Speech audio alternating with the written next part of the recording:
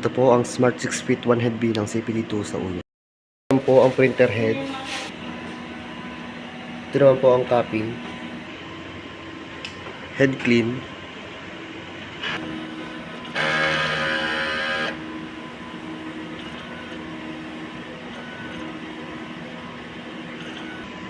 After mag-head clean, punasan ang wiper ng malinis na tela.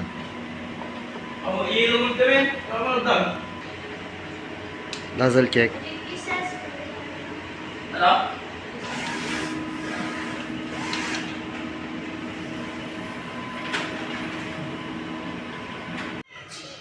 Ito naman po yung ink tank. Nasa tamang level naman po.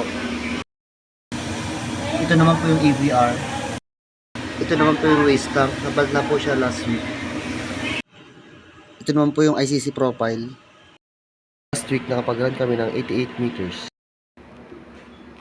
Ito naman po yung inventory sa Vivid Ink, sa Papi Jet Ink.